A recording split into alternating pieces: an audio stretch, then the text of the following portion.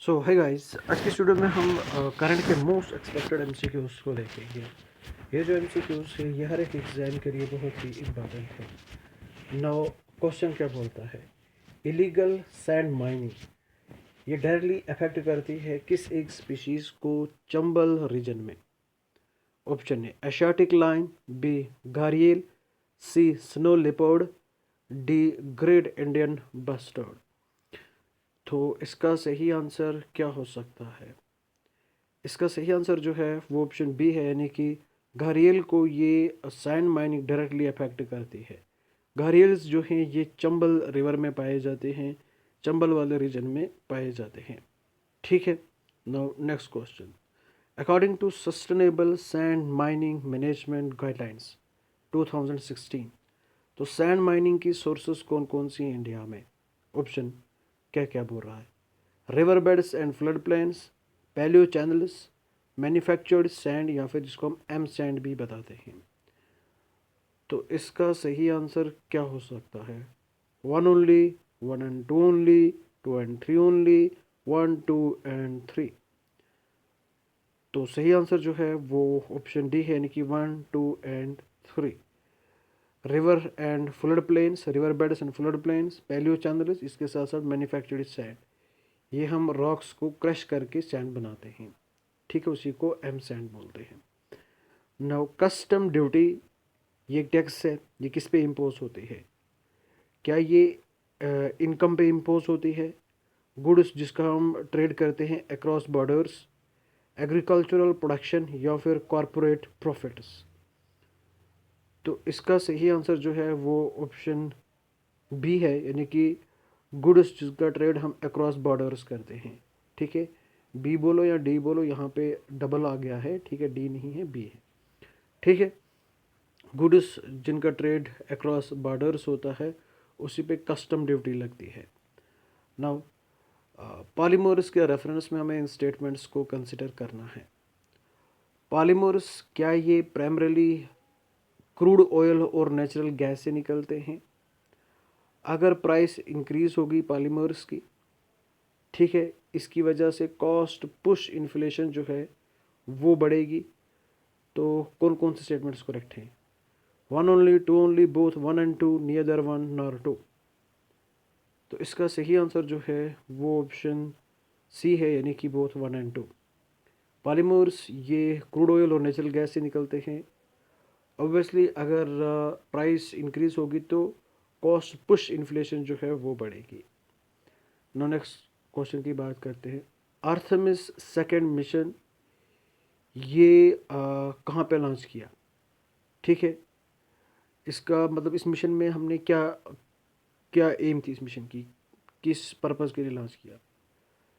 Land humans on Mars, test crew deep space system without landing on moon, build a space station in orbit, launch communication satellite। तो इसका सही answer option B है, यानी कि यहाँ पे हमने टेस्ट किया है डीप स्पेस सिस्टम में, बिना लैंडिंग के मून पे लैंड नहीं किया, लेकिन क्रू मेंबर्स को यहाँ पे भेजा गया। ठीक है। नाउ नेक्स्ट क्वेश्चन की बात करते हैं। The principle of collective defence is associated with, principle of collective defence जो है वो किसके साथ एसोसिएटेड है? United Nations, World Trade Organization, NATO, या फिर आईएमएफ? तो इसका जो सही आंसर है वो ऑप्शन सी है, यानी कि NATO.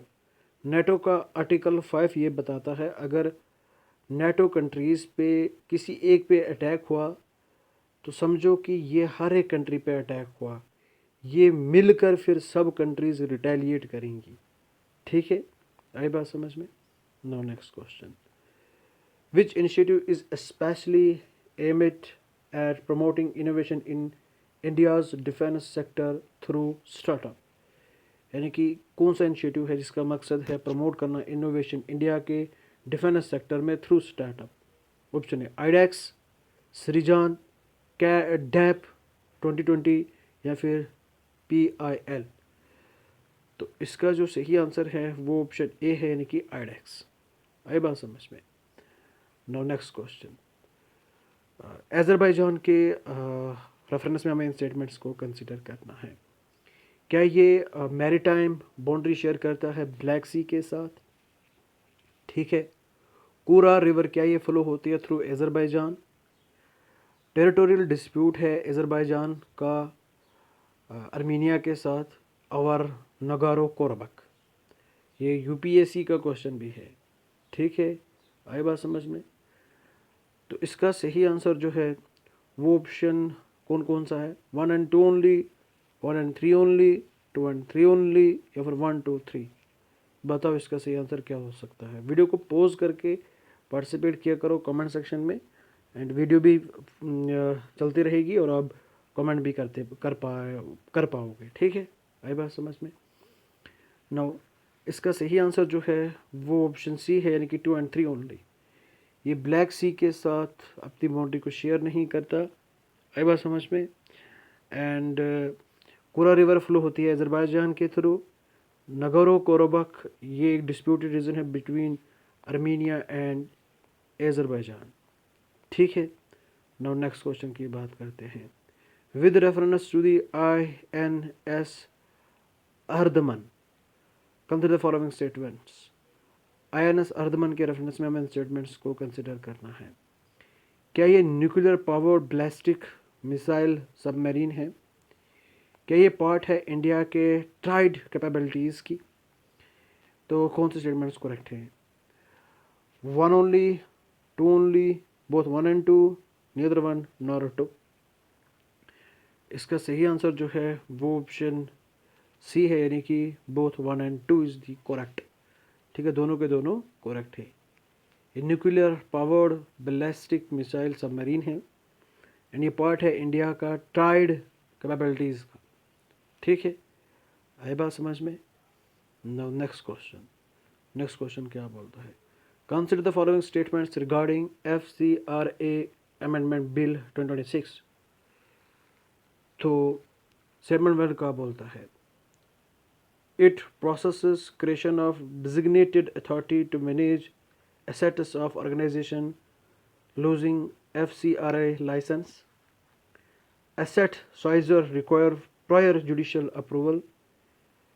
Act regulates foreign contributions to individual and organization in India. तो कौन से स्टेटमेंट्स करेक्ट हैं?